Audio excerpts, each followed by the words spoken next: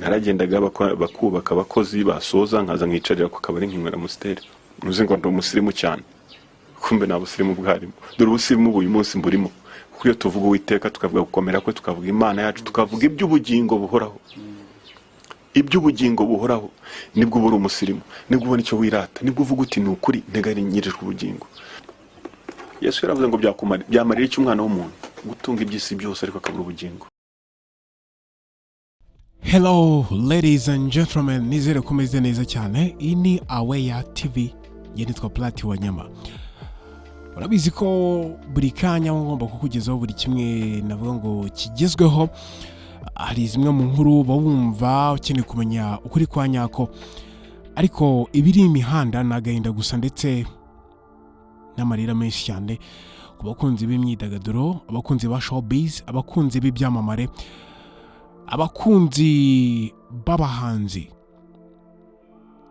Nyuma ya Ijambo nimwe mu nkuru nari nakubwiye byinshi ku rugendo rwa muzika.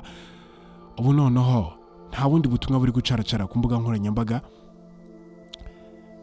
ni ubutumwa bwihanganisha ndetse bunafata mu mugongo wahoze yitwa Yanga. Uyu nguyu azwi cyane mu bijyanye no gusobanura amafilime ndetse akaba ari umwe mu babitangiye akiri mutoya, ariko by'umwihariko amazina ye akaba yitwa Thomas. Uyu akaba ari umuvandimwe w'uwitwa Junior Giti. Uyu nawe ni umwe mu basobanuzi nabo nakeka ko bakunzwe na benshi hano mu Rwanda. Yitwa Thomas, wamenyekanye nka Yanga mu gusobanura filime. Yitabye Imana azize uburwayi, yari amaranye iminsi. Yaguye muri Afurika y'Epfo aho yari amara iminsi arwaye. Amakuru dukesha umuvandimwe we nawe usobanura filime yagize ati yapfuye ahagana saa 5:30 aguye muri Afurika y'Epfo aho yari amaze iminsi arwaye. Yanga yari yagiye muri Afurika y'Epfo muri Mata uyu mwaka. Icyo gihe yarajyanye abana be ngo basure umubyeyi wabo wari uri gukora muri kiriya gihugu.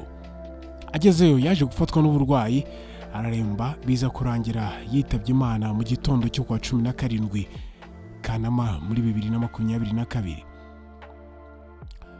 Byagakwiye kumenya kuri Thomas cyangwa se Yanga yatangiye gusobanura filime afite imyaka 17 ubwo yigaga mu mashuri yisumbuye. Mu biganiro yagiye agirana n'ibitangazamakuru yagarutse ku mateka ye ndetse n'ubuto bwiwe, aho yavuze ko ibi ngibi yabitangiye ubwo yabaga mu gihugu cya Uganda, cyane ko bari baturanye n'abakoraga uno mwuga ariko basobanura filime mu rurimi rw'Ikigande. Yanga ni umwe mu wari ufite ubuhamya bw'ubuzima cyangwa se igisobanuro cyo gutaruka urupfu, kubera ko yagize uburwayi bukomeye cyane bwa kanseri ndetse aza no kuyikira. Uburwayi yabigize mu mwaka wa 2018, arwara ikibyimba mu gifu cyaje no kumutera kanseri. Ubwo ari kwa muganga yaje kumenya ko uretse kuba arwaye ikibyimba mu gifu hari amaze no kuziramo kanseri.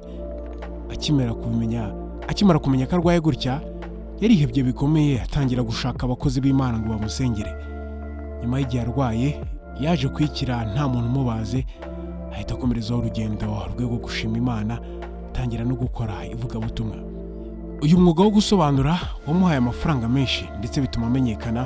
Kugeza mu mwaka wa 2013 yaje kubihagarika kuko yabonaga isoko rya filime zisobanuye ritangiye kugenda nabi. Hari amwe mu magambo yagiye akoresha mu gusobanura filime benshi bagikoresha ubu ngubu, dore nk'ijambo umusini bishatse kuvuga igiceri cya senkandi. Kuva mu mwaka wa 2019 ubwo yatangiraga ivugabutumwa yatangiye gukorera Uwiteka n'umutima we wose. Ibi byatumye abona itandukaniro hagati y'ubuzima yabagamo mbere. Naragendaga bakubaka abakozi basoza nkaza nkicarira ku kabari nkinywera Amstel. Muzi ngo ndo umusirimu cyane, kumbe nta busirimu bwarimo. Dore ubusirimu uyu munsi mburimo, kuko iyo tuvuga Uwiteka tukavuga gukomera kwe, tukavuga Imana yacu, tukavuga iby'ubugingo buhoraho.